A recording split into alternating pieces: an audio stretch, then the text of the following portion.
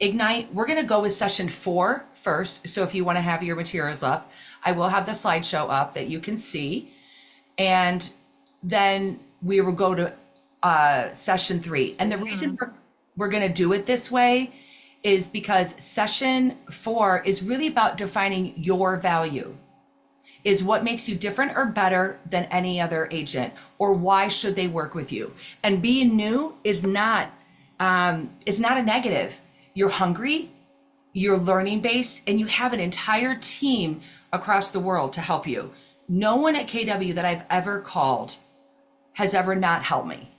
And one of the best ways a leader has ever shown up is, I need your help, right? And asking for help is the best way to learn, because you also fill their bucket for being able to help.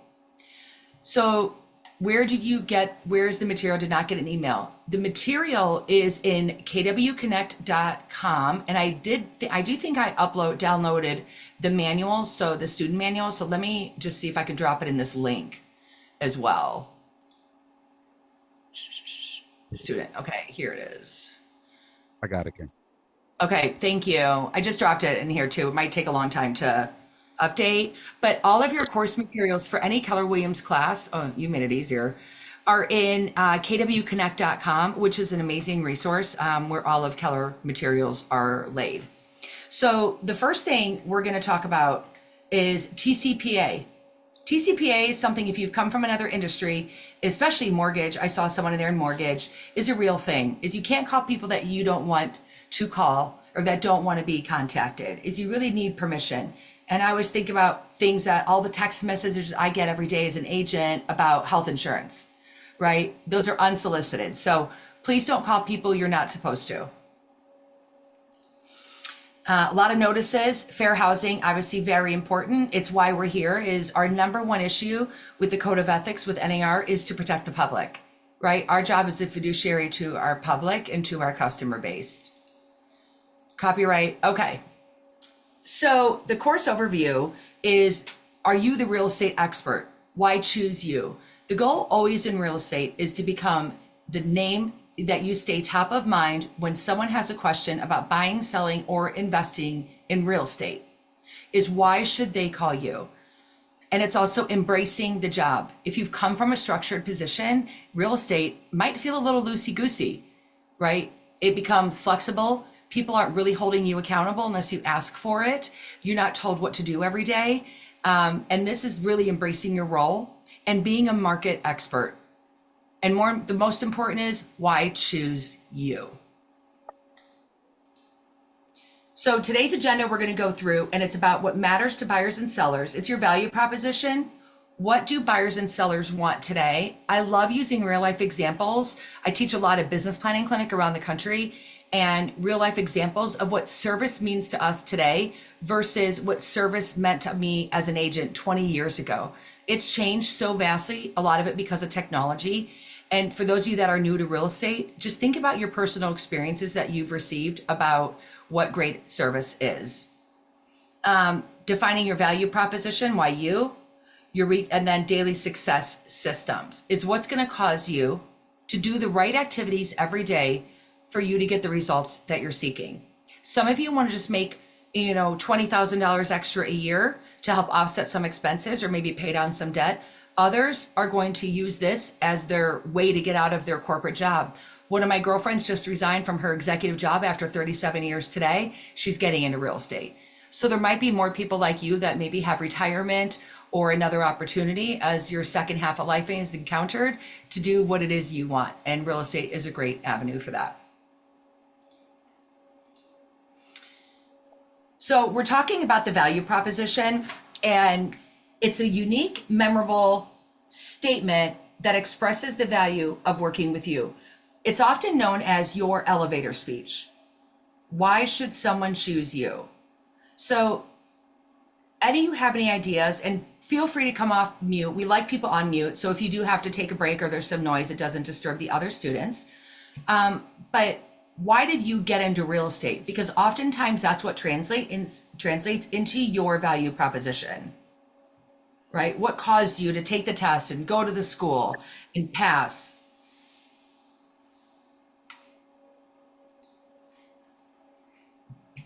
Anyone care to share? I'll share. My name's Krista. I'm in Stockton, California, but I became a realtor because when I first bought my condo, I had my uncle and his wife do our loan, and they did not explain anything to us about financing and then our impound account. And during that time, my husband at the time ended up going to Iraq, and he came back and he just wasn't himself. And so we just were not educated. So we ended up, foreclosing. And so if we just had a little bit of help and we asked questions, I think we would have been able to save, our condo. But yeah, so now when I know there's first time buyers and my cousins, I always tell them, don't be afraid to ask questions because it never hurts to ask, even if it's 10 times, just keep on asking. So that's why I became a realtor because I'm pushing everybody to get out of their comfort zone and just speak up for themselves because this is a great investment and just be proud of themselves. And yeah, so. I mean, first of all, thank you for sharing. Right? That's not easy. And I love that you're doing something positive with the experience, right? You're taking something that was a negative experience and helping other people. So you're going to be Mhm. successful in real estate because you're doing it for the right reason. Yeah. And oftentimes I find this a lot. Oftentimes we don't share everything we're doing because we know them, right? Has you guys will feel this pain. And here's what I'm going to tell you. Someone in your family or a true close friend is going to not use you and it's going to hurt, right? They're going to go work with someone else, but that's actually our responsibility. And I'm going to share a real life example that happened in my own house.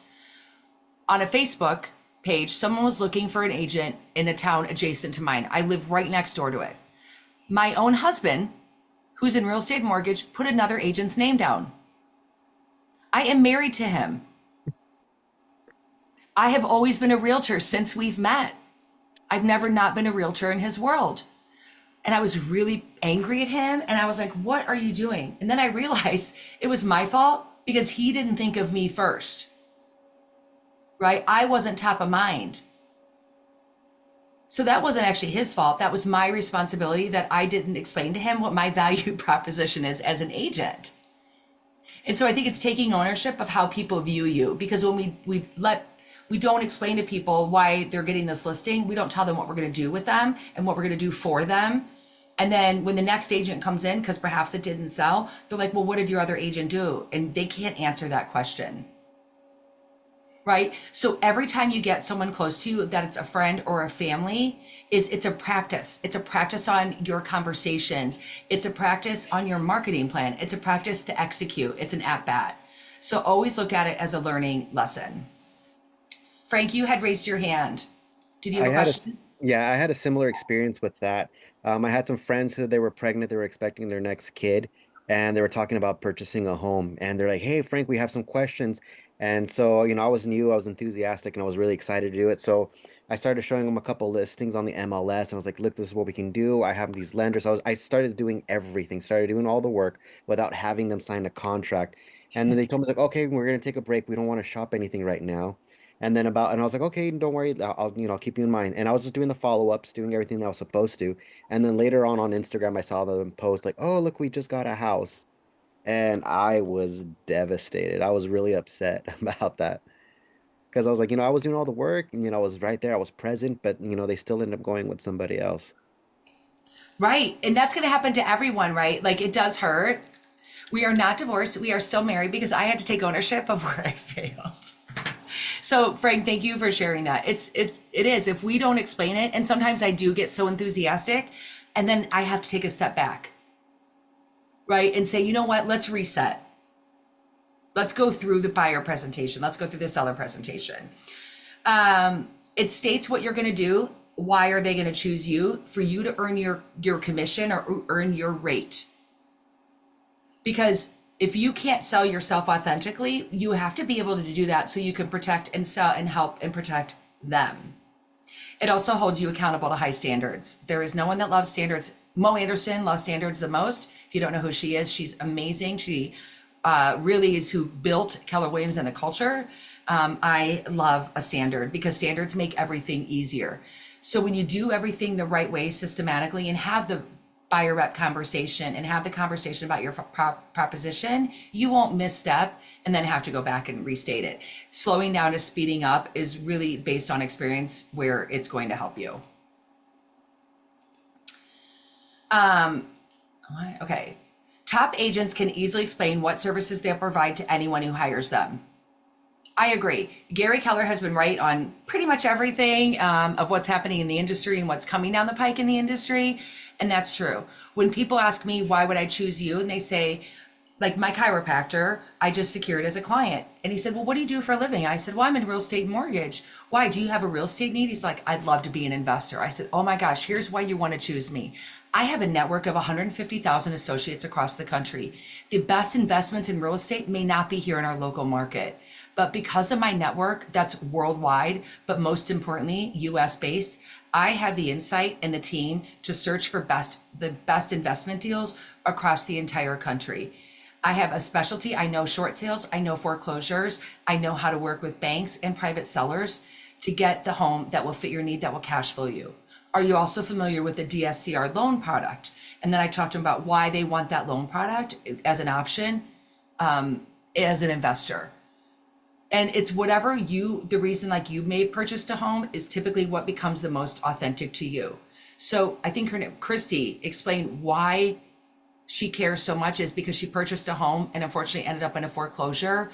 And it's her goal to protect people, to own home, to build wealth and live in a home and feel safe and secure, right? And that's how she wins fiduciary. People don't ask how long you've been selling. And if you're new, I always would respond of, it feels like forever. Right? That was always my response was, it feels like I've been doing this forever. Or I've been investing in real estate for 12 years or however long you might have owned your home. Because if you yourself have purchased a home, that's real estate experience, right? No one's going to ask you how many times you took your test. They just want to know that they can trust you and that you'll fight for them. That's it. Okay, if my mouse just broke, I swear to gosh. There was a full moon last night when I was driving, I'm quite sure. Oh, it's over on my iPad, that's why. Why is this over here? Okay. Benefits of a value proposition: understands your value and expertise. It protects your commission and your rate. I charge 3.5%, right? Whether it's a buy side or seller side. And I've always charged 3% on a buyer, even in 2008-9 in a short sale, and the buyers would bring the money to the table. You get what you pay for. And I explained that to him. I'm like, no offense, I love Walmart, but I'm not trying to be Walmart. I'm Nordstrom. Right? I want to give you the best service. I want to be your one-stop shop. I want to be your go-to for all questions. And I have 20 years of experience with a vendor list of top-notch people to help assist you in this purchase. You are not alone. You have a team, right? You have your home warranty person. You have your mortgage person. I hope it's Keller Home Loans. You have your home inspector. And depending on the market, you have radon inspectors and termite inspectors and your title company. You have an entire team behind you. So a value proposition example, Airbnb, I actually spoke of Walmart, Slack, Grammarly, QuickBooks, and State Farm. So they have to have a value proposition to know what they stand for and where their business is going, right? So Walmart, we know everyday low prices. That's all their tagline was for years on theirs. If you think about some businesses, what are some taglines or what are something remember that you have a positive memory or positive thought when you think of that business? I'd love to hear from some people. Just do it, Nike. Just do it. That's awesome. Yeah, that's a great, just do it. It's simple and clean. And it's like, just go. What other companies that you use every day that when you think of them, you have a positive feeling around? You're in good hands with Allstate. Yeah.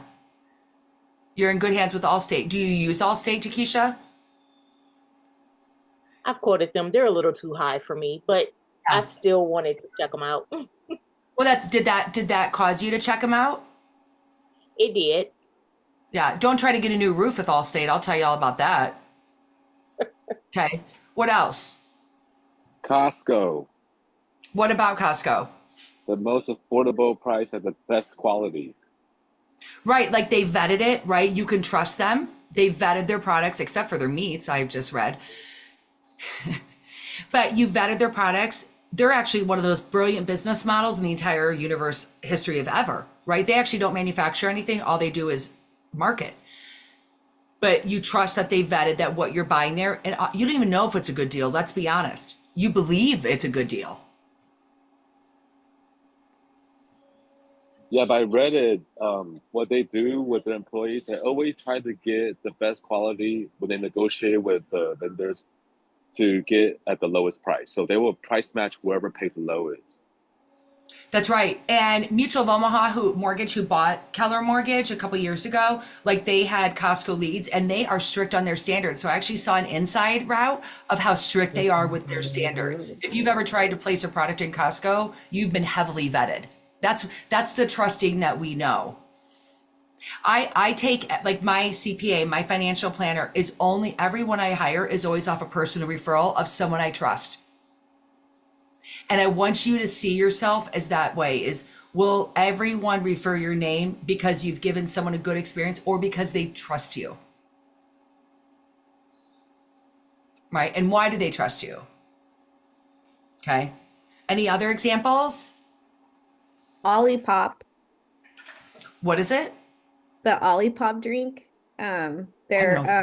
they're like really, really good drinks. They're kind of like but it's basically instead of drinking soda, like so their thing is more like this is better for your health rather than soda. You can drink these in different flavors and it's really good for like it's a probiotic, it's a botanical, and it has plant fiber. So it's really good for you. Mhm. So that's how they and it just came out of nowhere and then just like went off like wildfire because everyone's like, oh my God, it's so good for my stomach. So it's like known for instead of soda, this is better for your health. This is, wonderful for your gut health. And then overall, there's no weight gain or sugar. So, Yeah. and it's a probiotic. So a lot of women will be like, oh my God, and it's a probiotic. And so it just went crazy like wildfire everywhere, all over TikTok, and everybody started buying it. Now it's in the supermarkets, Save Marts, Wow. everywhere. They're everywhere now. Yeah. Well, you know how things are driven is no longer, I mean, social media obviously has changed the game. And if Kim Kardashian become a billionaire off Instagram, then anything is possible for all of us. And Right. so when I think about how consumers are driven, they're not driven anymore directly, right? We don't watch the news on just the three stations that I had growing up.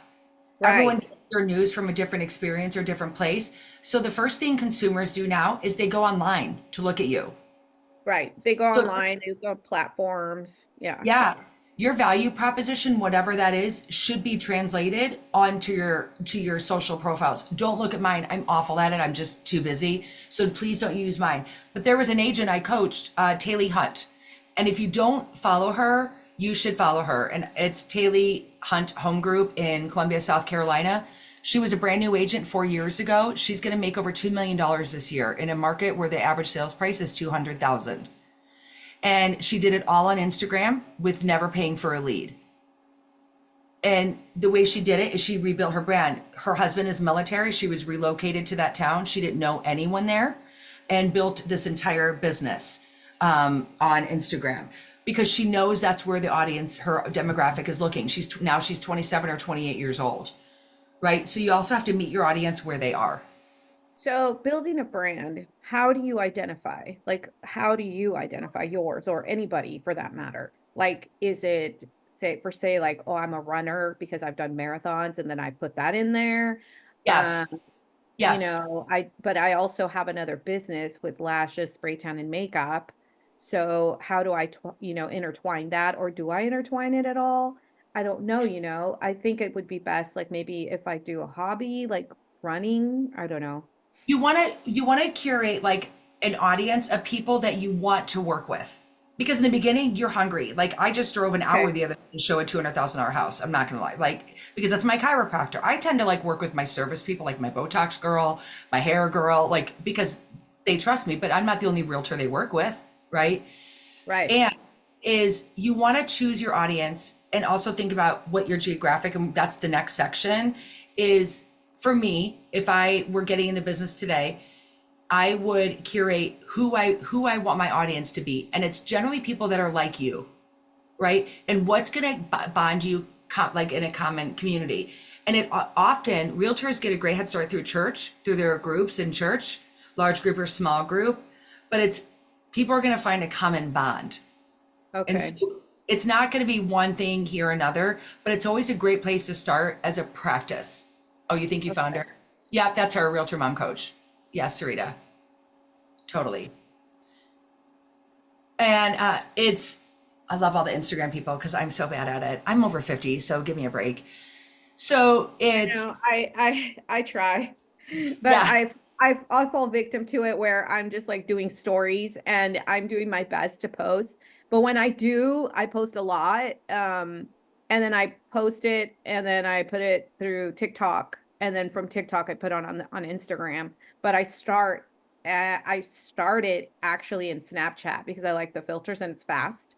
So I'll do yeah. TikTok, load it up to, I mean, I'll load it up from Instagram. I'm sorry, Snapchat to TikTok. From there, I take it to Instagram and then into all the stories. And then I just push it to the stories. But it's just easier for me to do just stories on Instagram. And I just need to get better at it. And Yeah. the other day when we were doing a training, I think they said 15 minutes here and 15 minutes there. And anything else is just you're going overboard, you know?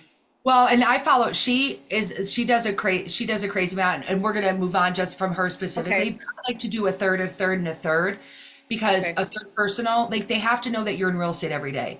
If you're not out showing houses, say you are. I was out showing today, right? Look at this house. You have to get permission from the agent. Please know your MLS rules. Please know your state rules. I've been licensed in 5 states, but I don't know your specific rules, and so talk to your broker.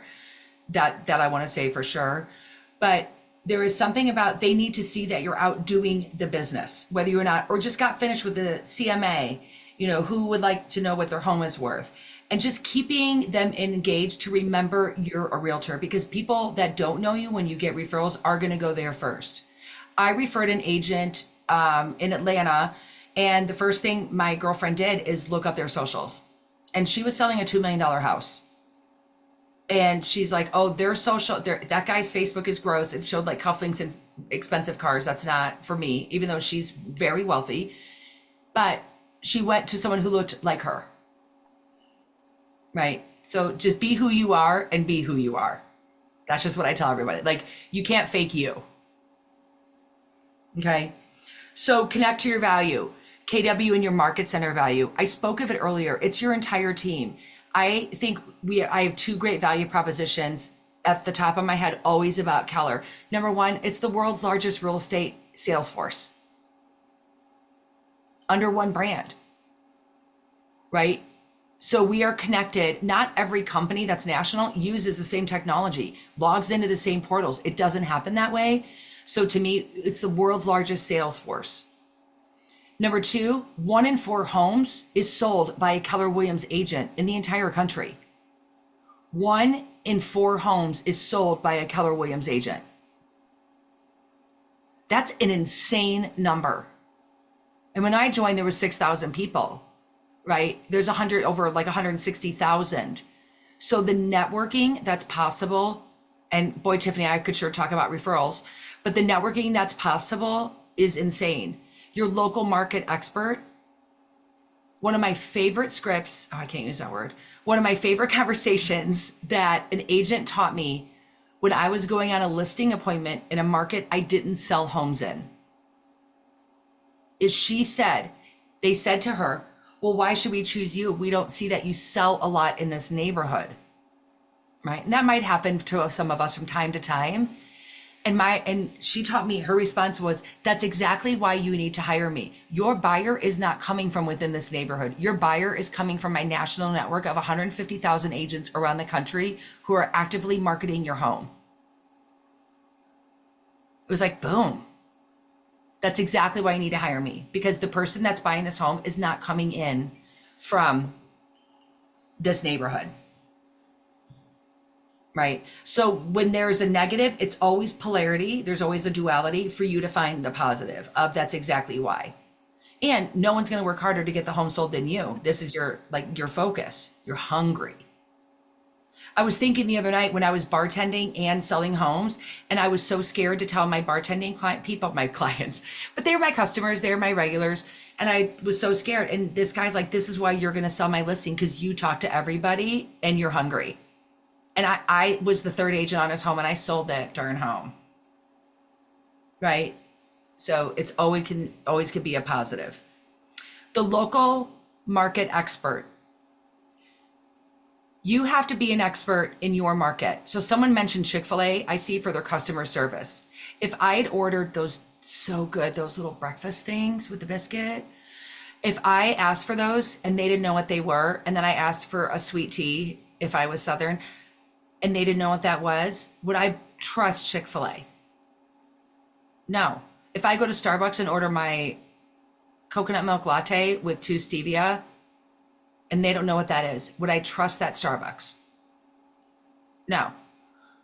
It is your job to know your market, right? What other business do you get to start in that your entire inventory is at no cost to you? If you were to open a retail store or online boutique or a med spa, that takes a lot of dollars for inventory. Your inventory is at no cost to you, but you have to know that inventory.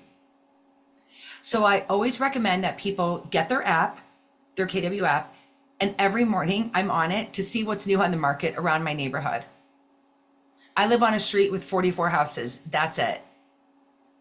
I know I've lived at this house for 2 years. I know every house that's sold. I know the owner's name. I know how big it is. I know when it's sold, what it's sold for, how many times it was listed. The best way to become a local market expert is to become the local market expert of your neighborhood first. You start geographically, you start very, very small, and then you start to expand that.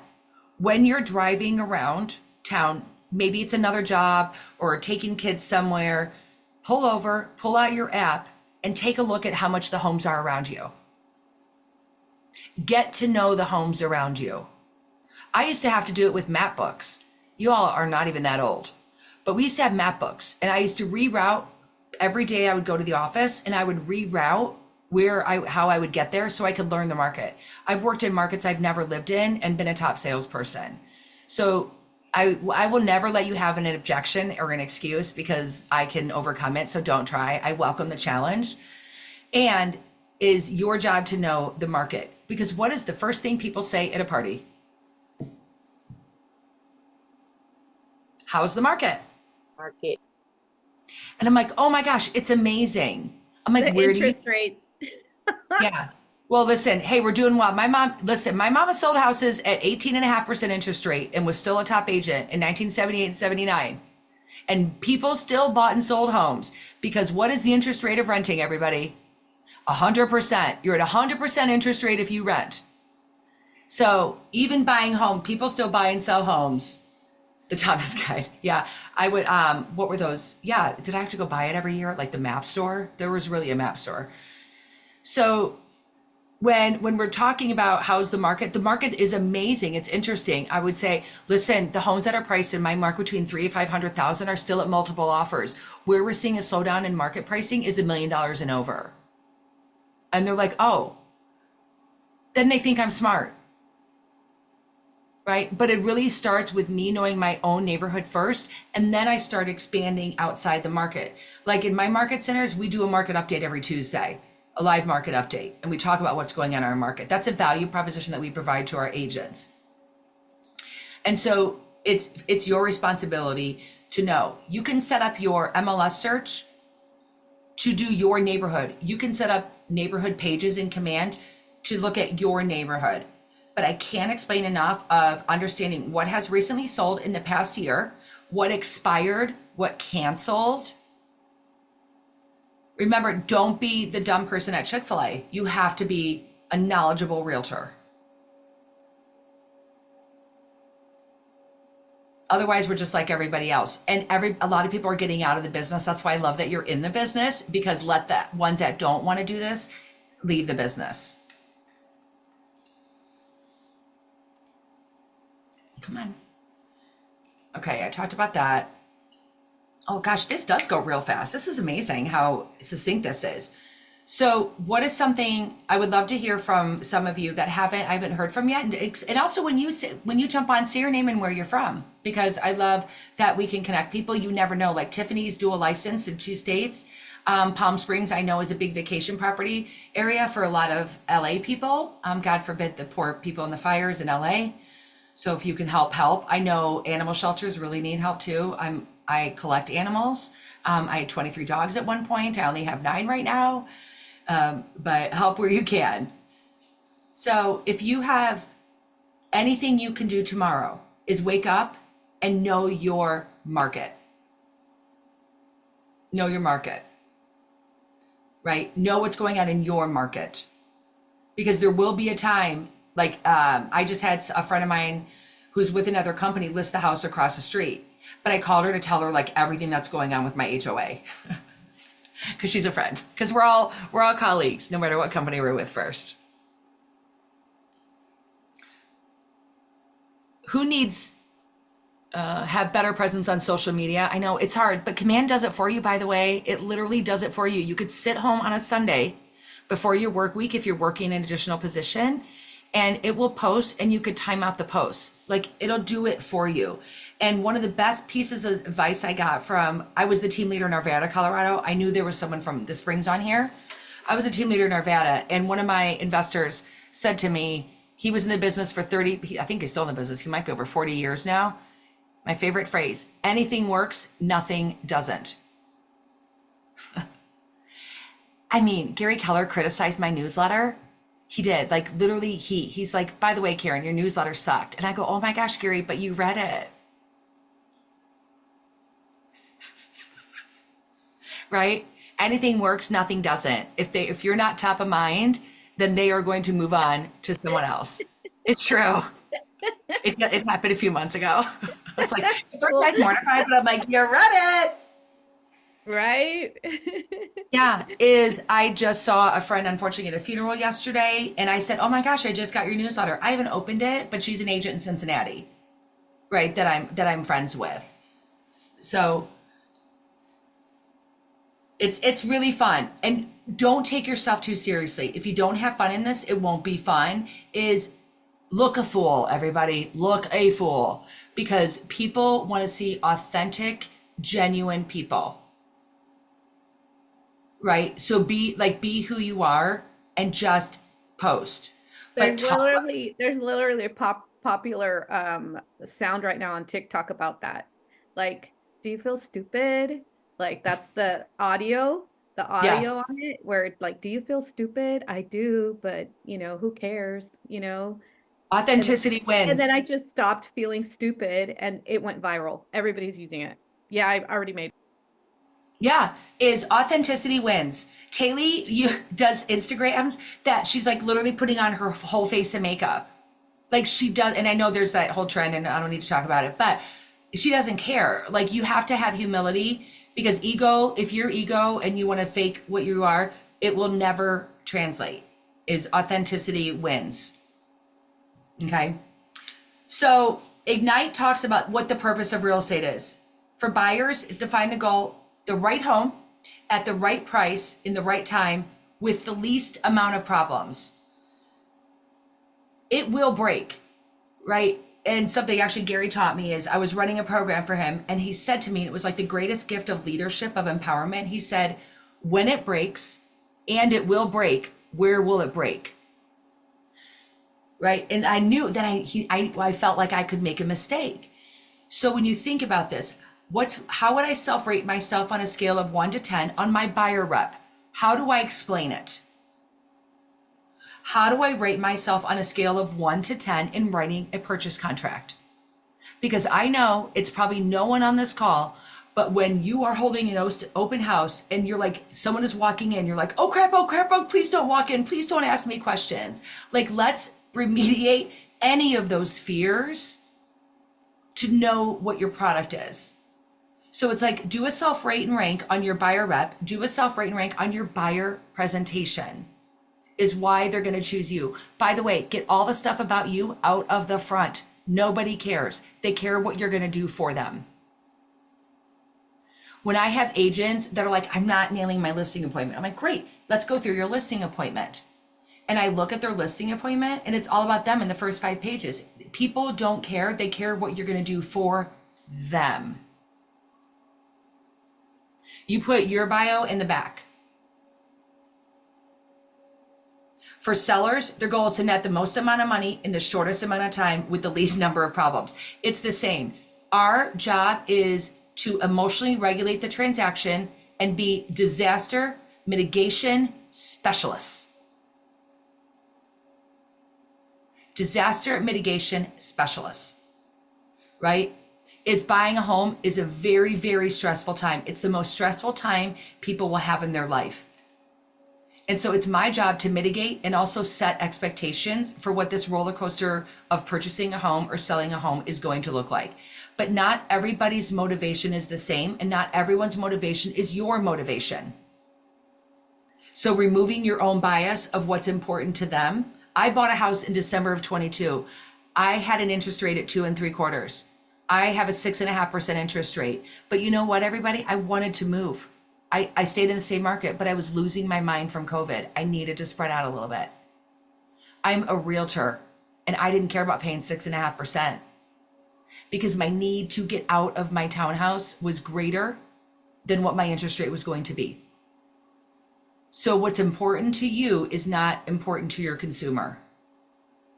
Just keep that in mind. For sellers, it's not always price. They could have issues that it's about. So sorry. Alejandra, did you want to say something? Oh, no. Okay, I'll meet her. It's not always about the price. What is their motivation? And there was a for sale by owner right down the street from me. And I called it because I thought maybe I want this house because I'm in real estate and I love houses. And I said, hey, my name is Karen Paul. I'm with Keller Williams and Keller Home Loans. I'm not here to solicit for your business. I just have some questions about the home. And he went on to tell me about this home, and it's beautiful. It's right on Dunham Road, Tiffany. It's so pretty. And he told me all about it. And I was like, well, when are you looking to move? And he's like, well, we don't know. And I said, where are you going? And he goes, we don't know. And I'm like, oh, if they're not motivated to move, they're going to make your life really difficult. Like, it's a big listing. I don't want that listing because they don't know where they're going and they don't know when they want to move, and they're listed for sale by owner, right? And if they don't know where they're going, then that hurts. But if Tiffany knew she was going to live in outside Prescott, or I forget the town that you're in, right? You were going to move there. You had a timeline of when you wanted to get it done. You had a reason you wanted to get it done. And it's always reminding your buyers and sellers of their motivation about why they were going to do this. You know, Jonathan, you said you wanted to be in a home by March, and it was really important to you because you were going to have a baby in April, right? Is that still the motivation? Because if that's changed, then let's revisit our strategy. Right? But always reminding people of what their motivation is. You don't go to the doctor to be like, tell me what's wrong with me. You go to the doctor for what's wrong. Right? For sellers, I genuinely believe if you don't know if it's price or if it's timeline, it may not always be price. And if they put down a large amount of money, they might be more flexible. I sold a home this year that they bought from me like 18 months ago. But their job circumstances changed and they'd put down 20% and they were going back to North Carolina. Price wasn't a really big deal. I mean, I did set a record, but that wasn't the motivating factor. It was them getting back to North Carolina to spend the summer with their family. Asking questions puts you in control of the conversation. The top 10 areas of the buyer value prop. Oh my gosh. This is like my favorite. The buyer presentation is the most important meeting you're ever going to have with a client, and it's the one that is skipped over the most. because our lives are so quick on demand, like Zillow will hand you over to some random agent, right? And people expect on demand service, but the people that you want to work with, and it's hard to get there when you're new, I understand, but it's really great practice for you to do it to yourself as well, is the needs analysis. And the needs analysis is really the buyer consultation, which there are several templates of that inside Command. It is my favorite conversation to have. And every time I did a needs analysis, I got the client and sold them a home. It's the ones that I ran to go show a home that wasted my time and weren't serious, right? And I just hand it out, and that is shame on me. So sometimes I have to pull back and go, let's do a reset. So the needs analysis is, tell me why you're moving, what would that mean for you, right? And it's all in your buyer presentation in Command. Pre-qualification or pre-approval, I'll tell you the difference of what they are because it's very, very important. Pre-qualification is me going to Jonathan. I'm going to use you as an example. Let's say Jonathan is a lender, and it's Jonathan going, oh, you need a pre-qual? How much do you make? And me just saying whatever number I want it to be, 500,000 a year. And, oh, do you have any debt? No. And they just don't really ask any questions. Where a pre-approval is that assets have been verified and so has employment. It's actually the step further of actual verification has been given. That is the difference. So when you have listings, don't take a pre-qual, and you better call the lender to make sure anyway, because that's, you got to protect your client. But that's a different of a pre-qual versus a pre-approval. Neighborhood information. Now we have to be cautious of what we say about neighborhoods. If someone says, tell me about the schools. Oh, they're great schools. Or do they have good schools? Well, what does good mean to you? Because good to that person could mean low, student teacher ratios. It could mean high academic test scores. It could mean great athletics. It could mean a different style of learning. A good school to a person is not what a good school is to you. And we have to be very careful to not violate laws. I always refer them off to greatschools.net or greatschools.org. And I also encourage them always to talk to school administration. Encourage them to go set up an interview. Because schools are businesses too. Right? The burden's not on me for them to decide because I can't decide what's best for their family. Neighborhood information also, crime rates. Crime rates are not real.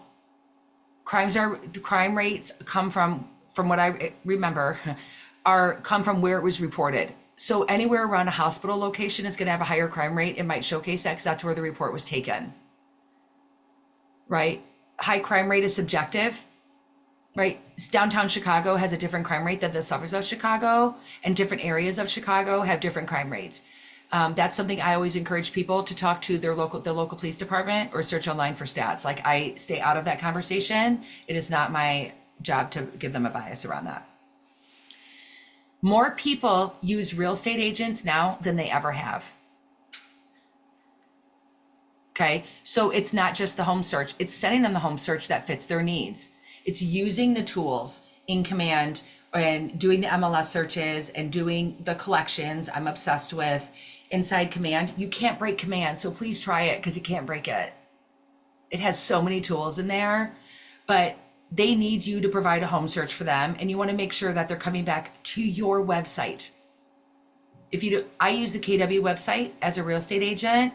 I create an account for my clients. I tell them what their username and password is, and I set up all the home searches through that portal. And sometimes I just take their phone and download it because you already have the application. Like, everything is already, you have an app, you have all that stuff. So make sure they're using it so it ties back to you. Everything you do should be tying back to you. Okay. Making an offer.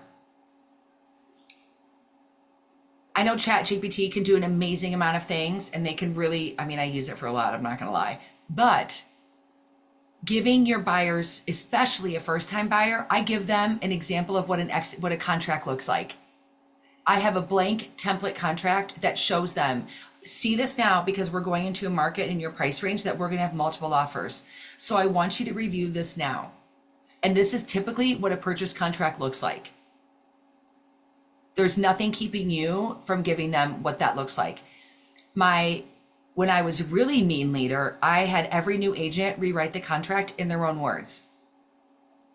And I did that because it is our job to be able to explain what the legal terms mean to my client, and really gaining confidence and understanding around what the contract says and what it means.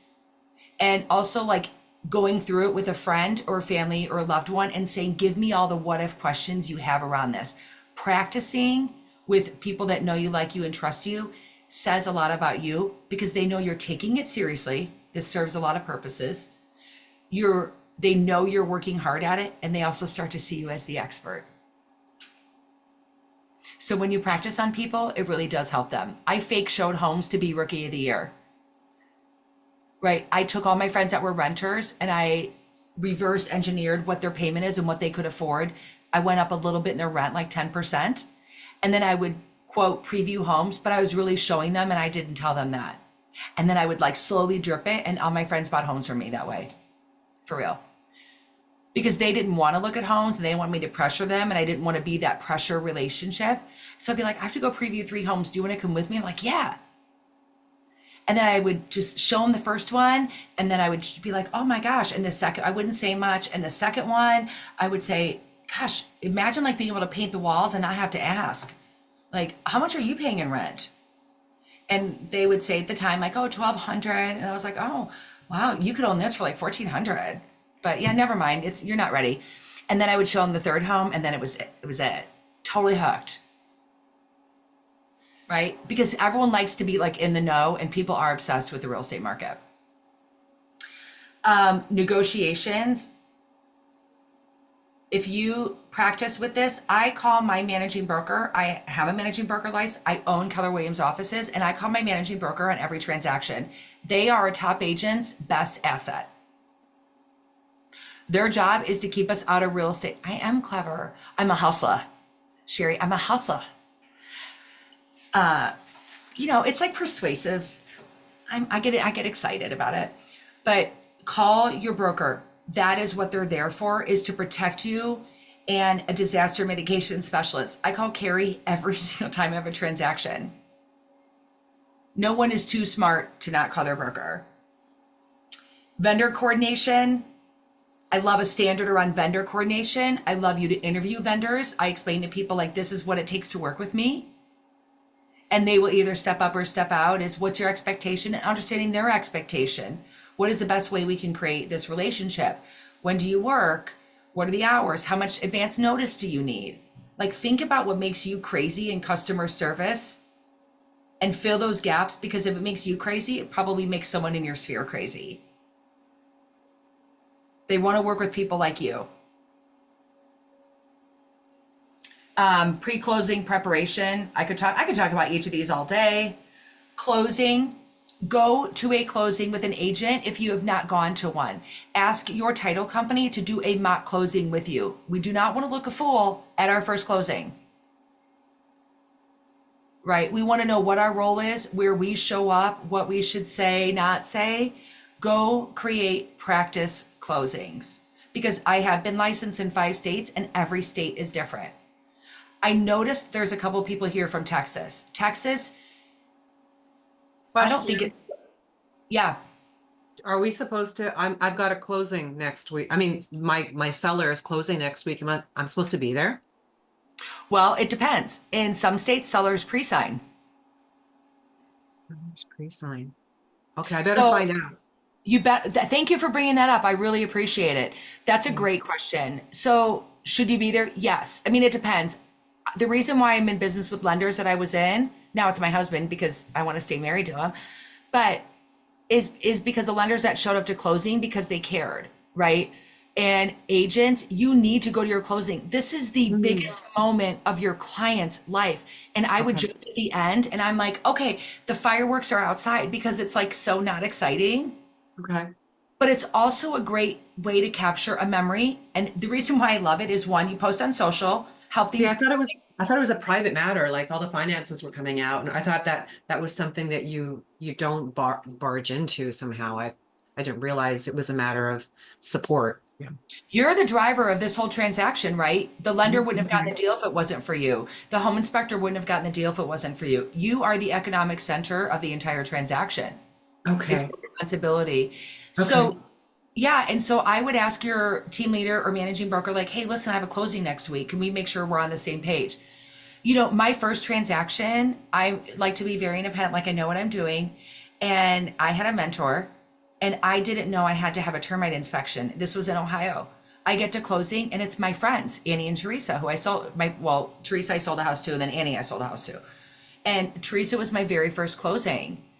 And I didn't know I had a termite inspection. So guess what I bought that day, right? But if I had been a little humble and asked all the questions and had someone review it, I probably wouldn't have had that hiccup. And also doing a walkthrough is allowing them, make sure the buyers do a walkthrough, because we're going to get back into short sale and foreclosure time, everybody. And I will tell you, when people are forced out of their home, they don't want to leave. This also happens in divorces or relationship separations. There's generally one that wants to stay and one that doesn't, and they are deal sabotagers. Right? And remember, my mother always said to me, God bless Pat Schmidt, remember who you're working for. Remember who your client is and who is paying you. It is your seller or it is your buyer, and that is who you work for. Right? And just always remembering that, as emotional as it can get. But why I love Thank you. yeah, of course. Why I love closing as well is because it comes up on my memories on my Facebook. So, and you can put it in command too. It's our home anniversary, right? And that's really, really fun too. Post closing is really important. Tiffany, our lovely Cassie at the front desk in Algonquin did something extraordinary. She sent every agent their HUDs so that they can touch their clients to remind them, end of the year, it's tax year. You're going to need this for your taxes, especially if someone closed the first or second quarter of the year. They don't know where that paperwork is, even though it probably is online, but it gives you another touch. Right? And just say, hey, I have this. I'm not sure if you need it or not. How's it going? How was your first year in the home? Don't be afraid to pick up the phone and call. Because the stat, and I have the NAR home buyer and seller report. It's really useful. I paid for it for my office. I'll see if I can upload it in the chat. But it's something between 80 or 90% of people would use their realtor again, but only 20% do, because we don't stay in touch. And with the, statistically speaking, the number of people agents getting out of the business, there are a lot of orphan clients who don't remember who their realtor was, which is an exciting opportunity for you, right? A lot of people, only 20% use their realtor again. And that's our fault because we don't stay in touch. Could I ask a quick question? Sure. Do you believe in closing gifts? Well, I like to be RESPA compliant. So closing gifts, okay, it depends. I do believe in closing gifts, but I believe in closing gifts that are thoughtful rather than just stuff. So I love personalizationmall.com, and they always have sales, but I like to buy like the key holder, or like there's a girl in our office that makes things, like something that every time, like I remember my first marriage, every gift I got, like my plates I still have today are from my first marriage, and I remember who gave them to me. Is there anyone else like that? Like I remember, so you might think about that. So if it's a key holder or something that they walk by and I'm like, oh, that was my realtor. Like there's a fond memory there. If it's someone relocating in out of town with school-aged children, I stock their fridge. I stock their fridge with like stuff they need, because what they don't want to go get is toilet paper. Like I get them, that's not in the fridge, but toilet paper, paper towels, Lysol wipes, like things that when you move in, I think every realtor, it should be law that you have to move every 5 years. So you understand the empathy of how awful it is. I also, when I take a listing, I have a gift box set in Amazon. I should post it because I'll get an affiliate link. But I send them moving supplies. I send them tape, labels, like I have this whole kit, like bubble wrap for the plates. Because when I take the listing, I tell them pack like you're moving because you're moving. So when, for the stocking of the fridge, when would you have done that in the transaction?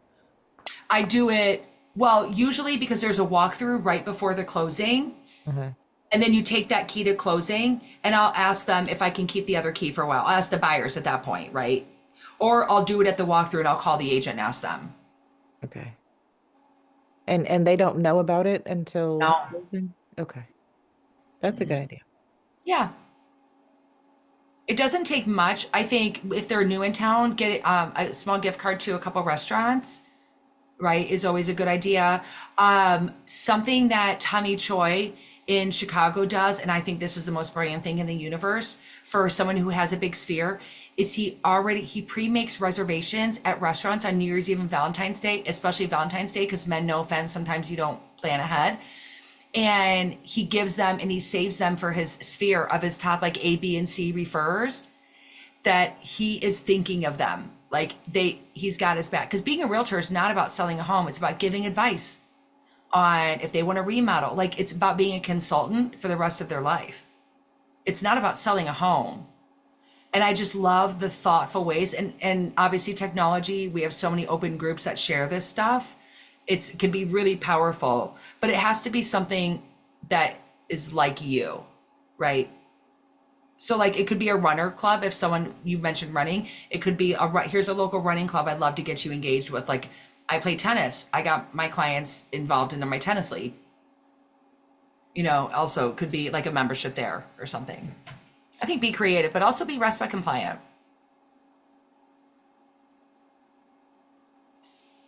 And post-closing is staying in touch. And you were Yes. mentioning, Karen, about the post-closing and the clients, the other side.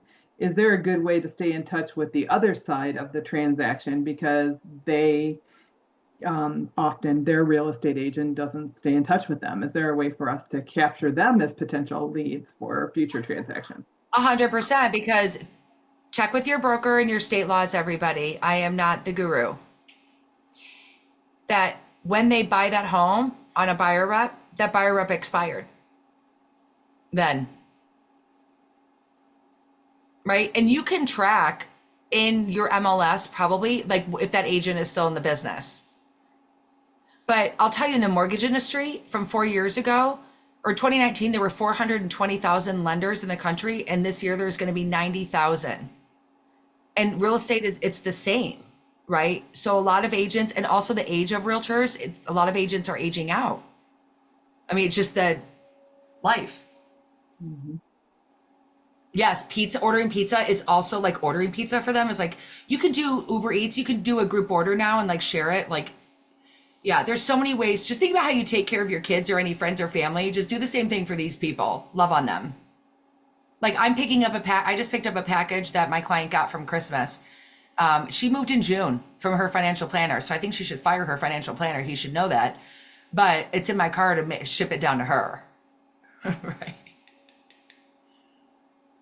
Oh, housewarming is great. That's a great way to meet people, Takesha. Do you want to share? Can you share about that? Don't be on text. Well, what I ended up doing was when they first moved in, I actually had them a custom made dinner for them. Yeah, my husband cooks. And so Oh, that's awesome. yeah, so he'll be starting his business. And so they got a sneak peek dinner, custom made just for them and their family. And then once they moved in, I offered them a housewarming, and I made it really simple. I said, hey, you get an option of two things. You either get a nacho bar or you get a potato bar. And, and I gave them two different restaurants that they could choose from. And I said, I need your list, name, email address, telephone number. And I sent out all the invites, put my people down as co-hosts. And not only was that my lead generation, which I have gathered some clients from there, but at the same time, it gave my clients an opportunity to rave praises on just being a homeowner. It wasn't even me because I stepped back and I served everyone. And I'm telling you, it was amazing. I love that. Like, I love doing charcuterie plates, right? Like, that would be super fun to do. Yeah, and use your husband. That's great leverage. Okay. I mean, I think that's a great idea. The top 10 service area, Michaela, I gotta make sure I save this. The top 10 service areas for the seller value proposition is the needs analysis, right? It's their pricing strategy. The first offer, I really still believe is, I'm gonna take a picture of this so I can have this email, is the first offer usually is the best. It's been true for me. It was true for my mother. They need to be prepared for that. And then, you know what's going to happen? The other side of that is we price it too low, you sold it too quick. And I'm like, that's not the case. Property preparation. I'm going to give you a little secret. Tiffany, don't tell anybody because it's my secret weapon. It's on Amazon. I will find the link because this is really important. Okay, there's this oil and it's from their hotel collection. It's called 24K. It's not cheap, but the bottle will last you a year. And it smells so good. It's like my secret weapon. I do it I wipe it on the front door. I wipe it like as they're walking up because smell is the only sense that people remember, right? Out of vision, like sight, touch, of all the 5 feelings, smell is you remember, you know when something smells bad, everybody, right? We've all walked in smokers' homes and stuff like that. Like, you know when it smells bad. But when it smells good, the feedback and like, even my seller's like, what is this? I'm like, it's my secret sales recipe. And this stuff it is magic, like Bruno Mars. 24K, Amazon. I will find the link if we get a break and post it. Use it. It works. Price and property preparation. You have to ask them also, why did they buy this home? Because the same reason that I'm okay with cookies, but then cookies make messy and I don't like that. And I don't know about people's allergies and, you know, I don't know. I don't do that anymore. I do the 24K and I bought like an $8 diffuser on Amazon and I bring it in the home and there you go. But property preparation is, why did they buy the home? Because that's probably why the next buyer is going to buy it, in all fairness. Your marketing strategy. Do not mince on marketing strategy. That is the number one thing. Where are they going to be on socials? They need to be a participant in the marketing strategy. My real estate sign has my name, my phone number, my office, and a huge QR code. That's it, right? Because I want people to be able to drive by and find out what they want, like get the information. We have a system. It's called List Reports. We provide it free for anyone at Keller. I'm going to give you my mortgage email. We will sign you up for List Reports. It is the single greatest marketing tool. Like, I put a listing in 10 minutes later, all my marketing is there. Tiffany, are you on Joel's? It's freaking amazing. And I had no idea. Yeah, it's amazing. I'm actually, I need to switch over to Joel's because I signed up with Jill. You can keep that. Yeah. But it's also, they have home reports for your past, I signed up for the home reports. It's amazing, free, and that we provide for it. I know some offices they have to pay for it. We provide it for free. So you don't have to create it all. Canva obviously is extraordinary. Receiving an offer. What's going to happen when you receive an offer? What should they expect? Right? When you're writing an offer and you have an offer to present, I can't say this enough because I could cry about it in frustration. I actually called my broker about this too. I wrote an offer for my chiropractor client. It is a short sale. The agent never got back to me. You as an agent are better than that. You need to call, text, and email the offer. You need to stamp the offer. It's really, really important. This person will never have a phone conversation with me. He doesn't really text me back. My clients are first-time investors, and 70% of first-time investors don't become second-time investors. So their first investor experience is extraordinarily important. And I finally called the broker who used to work for me. And I said, do I need to have you go present this offer? Because I don't know what's been presented. Don't be that agent. I would be mortified. Tiffany, I would lose it. at my office, if that happened, we are better than that. Be a better agent. Because I felt bad for these sellers. I met the family. They're a super nice family. They're in an unfortunate situation in a short sale, and they don't know they have an offer. It's awful, right? So I just can't speak it enough. Also, explain the terms of the offer, whatever's important in your market, in your email. Hi, Takesha. This is Karen.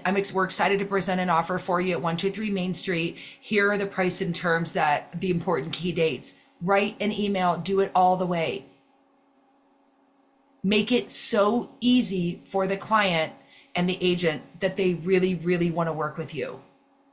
Because I will tell you, as a listing agent, there are agents I don't want to work with because I know I'm going to do all the work. I'm fine being that agent on the buyer side for my buyers. Right. I added the link for your 24K magic. Thank you. You found it? Yeah, it's Yeah. like $100, or it was just on sale, I saw the other day. Yeah, it is expensive, but if it smells that good, it's well worth it. Yeah, it's amazing. Thank you. Oh, a video is also amazing. Takesha, God, I love you. And using a video series also of your clients, like, congratulations, you're under contract. Here's what's going to happen next. And those are static videos you can use with every single client, Oh, nice. Well, right? I love like a send it static video. Hmm? I send it to the listing agent. I do all the bullet points of the entire listing, of the offer, and then I'll put in the video that also says, hey, if you don't have an opportunity to look at this, here's a recap that you can even show to your seller. And then so I try to hit all points, and it works. Mm. That's great. I love it. Like, I will tell you, I got more deals done because people were excited to work with me. I want to be that agent that when I call another realtor, they're excited to pick up the phone. Like, that's how I see us, is they're excited to work with us. Yeah, we need to, Takesha needs to teach this class. Takesha, have you thought about becoming a KW instructor? Listen, that's a sidebar conversation, okay? Okay. Factors what buyers value when choosing an agent. Agent is honest and trustworthy. That's it. Are they going to tell the truth, good, bad, or indifferent, not be attached to the outcome because it's the client's choice? The agent experience, maybe. I worked in restaurants. You heard me, like I was a bartender. Reputation of agent, that does matter because other agents don't want to work with bad agents. So when you show up well, right? Tiffany, if you have time, not that I have to make you work, but I posted the home buyer and seller report in a Team Inspire a few weeks ago. Can you grab in the files if you have time? Sure. And then, okay, thank you. What sellers want most from their agent? Pricing your home competitively, 100%. And we have to probably move on. I could talk about that another time. Help them with their specific time frame. Fix up their home to sell it for more. Paint is the best return on investment in the world. But don't put lipstick on a pig, it'll show up. Reputation of agent. Okay. Start with your sphere. Oh, KW technology and your value proposition. Okay. When we talk about the KW technology, the value proposition, I mentioned this. Someone asked on this question, where is the needs analysis? Do you want me to show you where the buyer and seller presentations are in Command? Yeah. Okay, I just don't want to waste other people's time because I'm not sure how much you guys know, but I love the tools. And so let me stop this share and reshare. Do you not look at everyone's browser windows to see how many browsers they have up? Do you guys do that too, or is it just me? Oh my God, I always do it. So I gotta turn off my, all right. Let me log in real quick. If I didn't know my login, that would be awful, but I think I logged in today. This is like full vulnerability, everybody. All right. So which can you see? Can you see you or my command? We'll see the slides. Oh, okay, I gotta stop that share and reshare. All right. You can't break it. If I can't break it, no one can break it. All right, can you see my command? Don't look at my past due. There's no judgment. We're all in a Yes. safe environment. That we all agree? Okay. Welcome home, Karen. That's me. So where was I going with this? Oh, the buyer and seller presentations. Obviously, your contacts are in here. Don't look at my leads. Never contacted everybody. I run a referral program. Don't ask. All right. What am I doing? Okay. Oh, presentations. So all of your presentations are in designs. Okay. You can create design. It's a lot like Canva, but you also get a cheap Canva account with KW, by the way. And so I do love Canva as well. And I was hoping Command might go to Canva someday, if maybe ever. So when you're looking at your designs, you click on create new design, and it's going to ask you, do you want email, social, print, or a video? Well, I'm going to do print because I'm going to do a buyer presentation. It says print, but it's not. Okay. So it's going to open up my portal and pull up everything I have in designs. I hope it's nothing awful and I'm not going to be embarrassed. Okay. So under here, it's going to say buyer and it's going to say buyer presentation. Okay. So there are 5 templates here. There's also luxury. There's land, like my husband does farm and ranch. I'm married to a cowboy. We're the Beverly Hillbillies. It's weird. But there's commercial, there's worldwide, there's Spanish, which is the highest home buyer population growth projected, right? So embrace, it's where we are going. It's so important.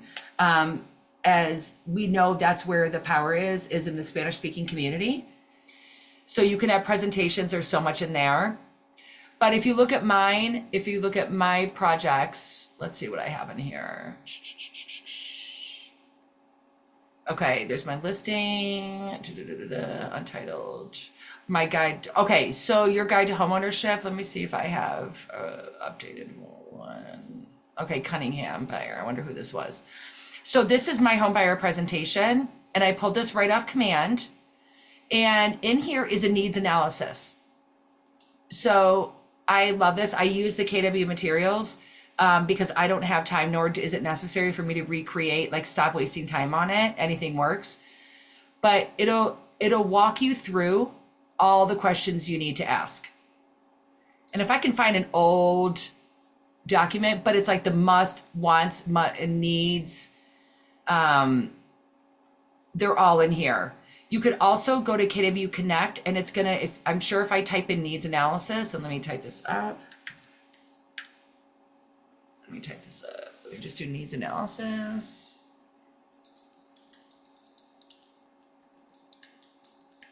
I know your office has them too, but I'm sure it's somewhere. Okay. I like to go to documents. Can't break this either. And see if I can find one. Oh my God, there's like 37 pages. So I would have to take some time. Oh, here, let's see what this tag says. All right, I would have to look through and find it. And I have an older one, I'm sure, like just a paper one, that the question, but it was in our original Ignite, and it's probably in the Ignite buyer presentation part. It is the best experience I've ever had. I've never not had a buyer sign with me after I've done the buyer presentation. Where can we see the Spanish one again, Diana? We do not have one in Chinese yet. I'm not sure what they are going to provide for that. I think that would be amazing, Doris, but it is necessary depending on some markets where there's high Chinese populations as well. So, but the Spanish one, if you go right under KW Command, log in, go under designs, go under create new design, and do print, and then all the presentations are gonna come up there. And then you just save them in your online folder in Command. And you can edit it. It's actually quite easy to manipulate. Okay. So now we're gonna go back to, we're gonna go to session 3. So let me grab that really quick and then I'll share my screen. In the meantime, if you guys would share some ahas and mastermind for a second while I pull this up, that would be amazing too. Catherine, really quick, if you like, I have an old needs analysis. They can just click on a link and look at if you like. Yeah, just the It's questions, mine. practicing it is really, really important, Yeah, it's mine, right? but no big deal. Yeah. Okay. No, that would be very, I appreciate, this is what our company is about, right? Let me see if I can find one on my drive before I share too. Listen, if you guys have questions, other people have questions, right? I found one too. Let me pull this down. This is an old one, but it doesn't matter because it's really about the content and practicing with each other. It really helps people be like, oh, you really know this stuff. Because what you think they want and what they're going to buy are two different things. Number one. Number two is I've had to, like, when I worked in Denver, there's a lot of bungalows and really small homes. And my client was like, I have to have 800 square feet. I'm like, okay. No, they didn't. They didn't have to have 800 square feet. What they had to have was this, it had to be right. So he was an engineer. So he's very meticulous, like exact. So I blacked out on the MLS sheets because we used paper back then. I blacked out the square footage. Guess what? He bought a house. It was under 800 square feet. Right? Is like really knowing your client is important.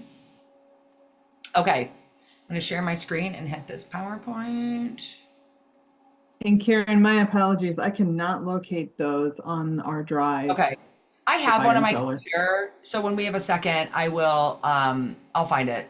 Because I know it's on my computer right now. So let me grab it actually. Home buyer and seller, home buyer and seller. Let me find it in my files. Okay. So can you all see the screen or no? The slides? Slides. Sarita, yes. Okay. Yes. Thank you for the thumbs up. All right. Actually, I talked about a lot of this is how is the market? Is everyone's social questions? By the way, they don't care. They just want to know if you know something. Because you could give them jibber jabber and they'd be like, okay. Ethan, what did he say? Seems kind of new, but great for us. And can you explain, Eric, help me understand what context that's in?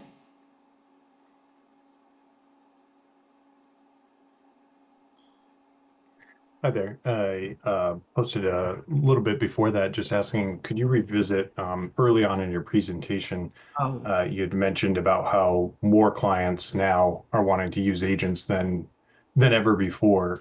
And given like all the online resources, how does that happen? Why is that? Is it, because of the value propositions that you were talking about? Yeah, because you don't want let's think about the reference. Like if you're under 30, do you get your news from NBC, ABC, or CBS? No, right? No, probably not. You don't. And so just to me, my conversation around it is like, listen, we don't all believe what's happening online. It's so I like to make jokes of things. So like, cause it always removes the defense. And I say the accuracy on Zillow is kind of like my driver's license. What my weight says versus what my weight really is might be two different numbers. Right? So what you get on Zillow may not be accurate. Is you want to work with a local professional who really understands the market. What Zillow doesn't understand is the schools. They don't understand traffic patterns. They don't understand the new community facility that's being built. Right? They don't understand the new initiatives. Like they're not realtors. They just don't know. Technology can't replace everything. And so the challenge is when they go to somewhere like Zillow, is that they're going to get stuck with an agent who doesn't know that local market. They're paying to be on that website. Right? Like to me, it's like, if you're referred by a personal referral, which is most how longevity in businesses happens, is you have to be a local expert. And that's where this national network, you guys, we have the single greatest referral network in the entire country. I think Jeff Schwartz just told me, Tiffany, I'm number one individual agent and I've sold 2 homes. It's from my referral network.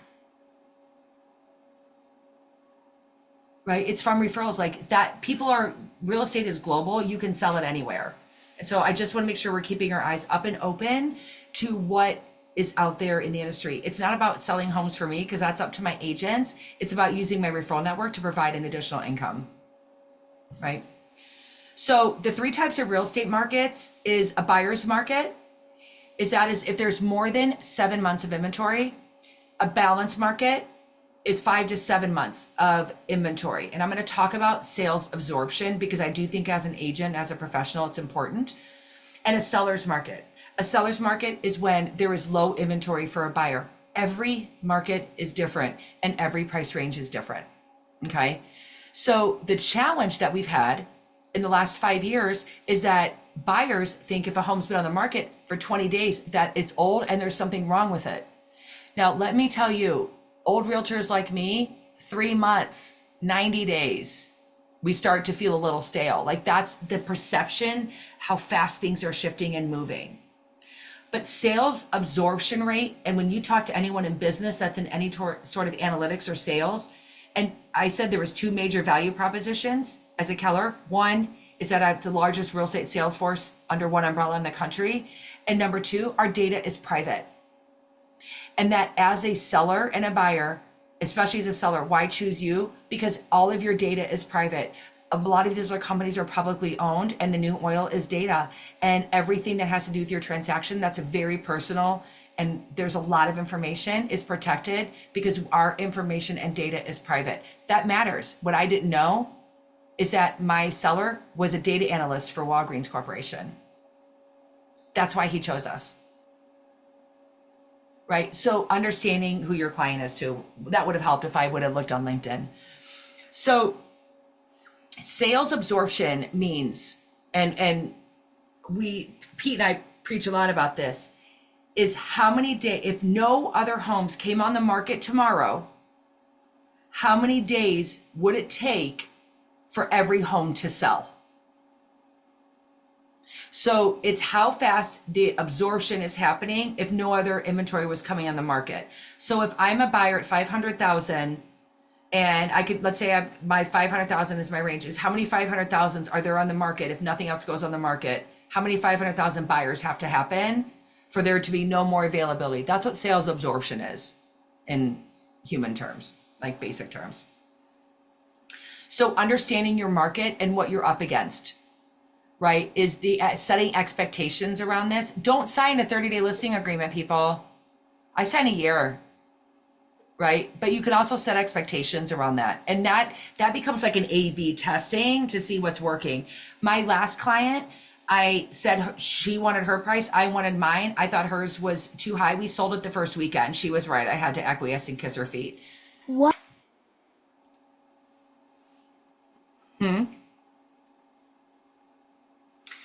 What is the inventory of your market?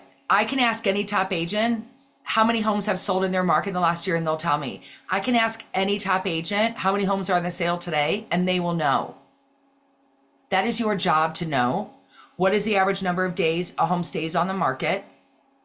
What is your average price that a home sells for? Based on the inventory, what type of real estate market are you in? Well, I'm in a mixed market, right? It's a seller market up to 500. It's a buyer's market over $1 million. What market are you in?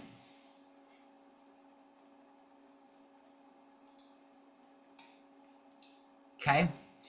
Interest rates and lender regulations. Oh my gosh, I'm probably the last person that should be teaching this, even though I'm a leader in a mortgage company. However, I have become a better realtor because of it. We've got some programs that are specifically for agents I'd love to talk to you about. But make contacts, ask us questions. Our rates are priced or online every day. But I will tell you, have you ever watched a car commercial and they'll say, qualified buyers only with they make it really fast at the bottom, 800 credit score for qualified buyers with 5,000 down payment. Like nothing is as what it seems, is every client is different, right? There are clients that can get qualified that you may have never thought because we have so many programs, or there are people that also have a lot of cash, but they don't qualify for a number of reasons. I failed as an agent by not asking enough mortgage questions. I feel like I owe 22 years of my sphere an apology for not understanding more loan programs. grant programs, first time buyer programs. Whoever your market is, learn the programs. And your lender loves to help and they love to answer questions. The DSCR loan, I love these. We use them in Lady Leaders, like we talk about it a lot. The DSCR loan is an amazing way for someone to be an investor that doesn't adversely impact their personal credit, and they don't have to submit any paperwork. It's like the greatest loan in the entire universe of ever. And I was using it to buy a duplex with my daughter to help her become an investor in Texas, in this little town in Texas. And you can do them anywhere. It's a DSCR. Contact me. They are the best loans ever for an investor. I never knew they existed. I later learned out they came out in 2015, so I gave myself a little grace that I didn't learn it. You are not the mortgage broker. My conversation with my clients is always, I'm responsible for executing the purchase contract. Your mortgage partner is responsible for the money. I try to stay out of it, but I'm also responsible for the entire transaction. And I have very frank conversations with my lenders. And even on the listing side as well. That's very, very important to me because just like in real estate, there's a lot of mortgage consolidation. We've bought 3 companies this year and we bought Keller Mortgage. We've bought 3 other mortgage companies this year as they are closing very, very quickly with a lot of changes in the industry. DSCR, I'll grab the link for it from our website, and we do classes on it. We have so many classes on our loan types, and Chelsea is an amazing, she was a Keller agent. She's an amazing instructor as well. So let me grab it for you. But I would love to help you on the mortgage side because my gosh, have I learned so much, and it's really served my clients well in helping me I'm creating business that I didn't know was possible.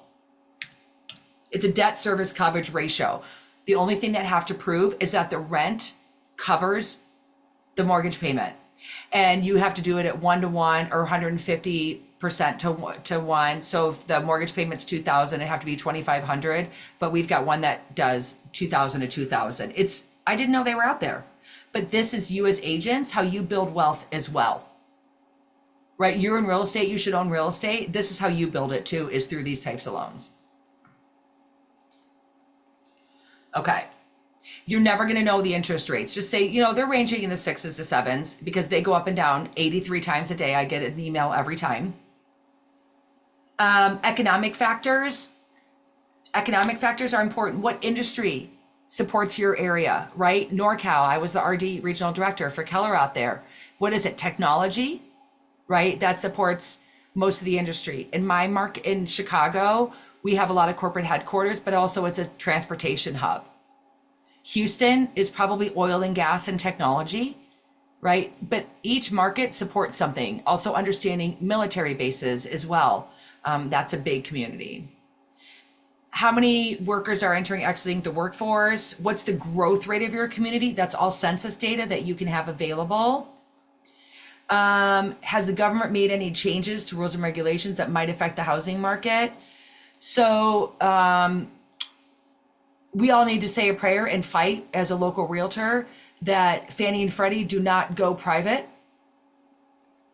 And that is going to it's going to hurt the marginalized people that already have a hard enough time buying a home. I can't speak to it enough. And the only people that will make that money in that are the stockholders. So we need those government-backed loans to help people buy homes because the wealth gap is getting greater and greater and we need to stop it. Let me see, go back. Neighborhood numbers, nearby restaurants and shops, nearby health facilities, neighborhood attractions, places of worship. Generally, if someone is very engaged in a community, place of worship might be very, very important to them. Your website and your KW Command website has all of it, right? It has like their walking score. Jessica, oh, thank you. I don't know what I said. Oh, about Fannie and Freddie? Yeah, we have a serious issue, right? And our job is to help people create wealth. And if we don't help people earn equity and buy a home that they never thought possible, that is the single greatest thing in the universe. Like we do foreign national loans, we do ITIN loans, we do our job is to help people build wealth. The houses I sold at $60,000, 20 years ago, they're selling for $500,000 now. And my clients are thanking me for the gift that I was able to give them. Like, no transaction is too small to help someone build their wealth. They don't get it. Jessica, we could raise anarchy. Yeah. Listen, there's like 5 people running the world, and I'm not one of them. All right. As we are getting to wrap up, I know a lot of you are on the West Coast. I want you to just take time, and someone gave me some advice. I spent 15 minutes a day, every day, learning our technology. And this is Keller technology 20 years ago. And today I teach reports for Keller. I teach business planning clinic, like what I invested in myself, because that is work, everybody, is investing in myself is work. Spending 15 minutes a day on command to learn a tool and trade and put yourself on every plan. I'm happy to talk about any of that stuff. It's so very important to use the technology. If you don't use command and use like Follow Up Boss or another system, that's great too. Use something, but invest in yourself to learn it so you can maximize it. Don't we all have subscriptions and we don't use it all the way, right? And this is handed to you and you can't break it. I could be president now because I was going to say like I couldn't be because of things I've done in the past, but that's all gone out the window. All right. Thanks, Jonathan. I have your vote. So questions, comments, let me find that home buyer and seller report that I bought from NAR, because I do think it's really insightful of what people are thinking, where they're going, and it's quite a bit of research. So let me grab that for you. But feel free to come off mic and just ask any question I can answer while we have some time. I'm fine staying on for a few minutes. My husband's already asleep. I found it. I would say as a new agent, one of the things that I'm looking for is, are there like top 4 or 5 links that you would recommend where you go to find, either information about the market or just to keep up on knowledge, or, anything really. Yeah, I don't know what I don't know right now. Oh, I love that. Thank you for saying that. So back in the day, there used to be something called the hot sheet. And for you young people, and young is anyone under 30 or 40, the hot sheet was every day the listings would come in, the new listings, on a fax machine. It was on thermal paper and the paper was hot. And that's why it's called the hot sheet. Like, open houses were only done because we didn't have the internet. We had listing books and no one got to see pictures online. Like, I do think the root of like why things were the way they are, but every day is checking. I don't know, because I don't run KW. If every day is checking, you should email Jason Abrams, jason@kw.com, and tell him, like, first of all, tell him I'm your favorite, because he runs KW. No, I'm just kidding. But I check the market. I check my local market every day. My MLS, I have a search for myself. Set up searches for yourself. Think about yourself in the mind of the consumer. I also look and see what is under. Yes, we give classes on every type of loan, and I have huge resources for it. So I'll log into my MLS. Like, you're going to have a little hot sheet, a hot section. It's like what's new on the market, what's under contract, and what closes. And depending on what market you're in, because every market uses a different MLS, they love data. Data is my love language, everybody. I love data. It's like music to me. Data, your MLS has data. So like, you can subscribe to data reports, and let me find my email because I forwarded it today. Oh my God, this is going to be like complete vulnerability. I'm going to log you in my email, but I get these reports from my MLS every week and I actually read them. I like to know, because then I have conversations and I tell people a lot of useless facts. Let me find it. Oh, here it is. Actually, I sent it to Sam from Mutual. So do you see this, Emerald Communications? Can you see it? I get this every week from my MLS. You know why? Because I can use just this part on a social post. Like, there is data everywhere that makes you sound smart, right? So I click on these and I go through these infographics all the time. It's my job to be a local expert. And so I'm sure your MLS has something similar because you pay for the MLS. Like Keller, I'm sure we're the MLS's biggest customer in the world ever. We are in my market. But I love these information. Now, my market centers, we do this every week for our agents. We go through it, but I know that's not possible in all markets. So I get it from my MLS. So that's number 2. Right? I love reading any business trade. I listen to a remarkable amount of podcasts. Also, I listen to mortgage podcasts. I listen to real estate podcasts, but I listen to entrepreneurial podcasts the most of how people build companies because I like to build companies. But these stats are amazing for me.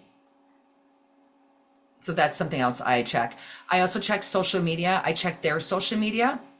I have Google alerts for my high profile clients. I want to see what's going on with them. Like one of my friends is launching the San Diego Football Club. He's a pretty high profile relationship, right? So I want to be able to make sure I stay in touch with him and be like, oh my gosh, I saw you started MLS practice today. It's a really big deal to launch a soccer club in San Diego. So I like Google alerts on my competition. I look at metrics all the time of what my competitors are doing. And the way I use this as a new agent is that when I'm in a listing appointment and they want to talk about, I always say, I'm sure you're interviewing other agents. I just want to share with you, my offices, our list price, our original price to sold price, we're averaging 101% right now, which is true. We're averaging 101% right now. I don't know who else you're interviewing, but if I were to pull the numbers of a couple other top agents, and I never give their names, that they're running at about 93 to 94% with price reductions.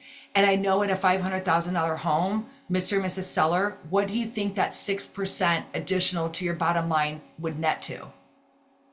Well, what's 6% of 500,000? That's my commission, right? That's $30,000 because their agent doesn't know their data and know their stats. But I know what our list price to close price is. That's how you beat competition, is data, is knowing information. And I would challenge them too at the listing table. I would also ask them to say, I know you're interviewing other agents. That's what top people do. By the way, send a calendar invite. We're a business. You send a calendar invite. We're grownups, number 1. But 2 is saying, I just want to ask too, because I know data is important to you if it is, and say, what happens with your data at the other companies that you're interviewing? And then I sit on my hands so I don't talk.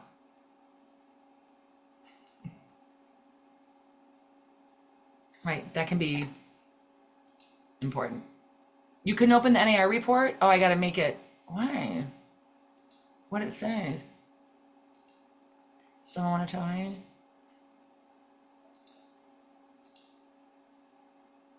Why did it not open? Oh, it said failed to load. I just saw that. All right, maybe I moved too fast. Give me 1 sec. Any other questions, comments, ahas?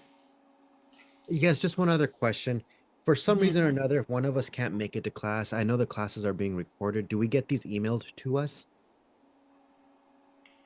Let me check on that and get back to you. I'm not sure. I just do what I'm told. Yeah, because with my other job, sometimes I'm on call, so like something may come up where I might not be able to make it to class, and Of that way I can course. go back and watch. I try not to record anything I'm doing because I don't want any liability. And I'm just kidding. But this is recorded, so it probably goes somewhere. Gosh, I hope KW doesn't watch it. No. I just hope you got a good learning experience. I hope this helped. Try this copy before we end our call today. And make sure it's downloading. So I might have shifted it over too soon. It's a really big document. I also have I think somewhere I have a profile too. I appreciate y'all being on today. Listen, we're all here to help. The classes are on YouTube. No, not public. No. I need more Botox. Okay. They should launch it. Oh, you're sweet. Oh, Leslie, I miss you guys. Stop it. I just got the nicest text from Eric Bradley the other day. And I talked to Caroline yesterday. I talked to Joanne. I talked to so many people. Come back. I know. Come back. I know. It's so hard, right? I know. We miss you. I miss you too. I love the job. It's just, ooh, girl. Yep. I miss you guys too. so much. I talked to Debbie. It's so fun. Yeah. All right. You all are amazing. You all are going to be millionaires or whatever you want to do. You're worth it. I hope you're coming to Family Reunion. Come to Lady Leaders, ladyleadersevents.com. And thank you. And I hope I get to see you all again. And do not hesitate to reach out. Thank you, Karen. Thanks, you guys. Thanks, Karen. Thank you so much. Thank you. Thank you. It's so fun. Thank you. Have a great night. Thank you. This was really good. Thank you. Thank Good night. Tomorrow. Hey, listen, you get Shawana, who's one of my leaders at the last one, Shawana Scott. So she told me today, she's like, I'm ending it. I'm like, oh. So you're going to have a great time with her too. Great job, Nice. Karen. All right, bye. Thank you so much. Wonderful job. Oh, thank you. Thank you. I appreciate that.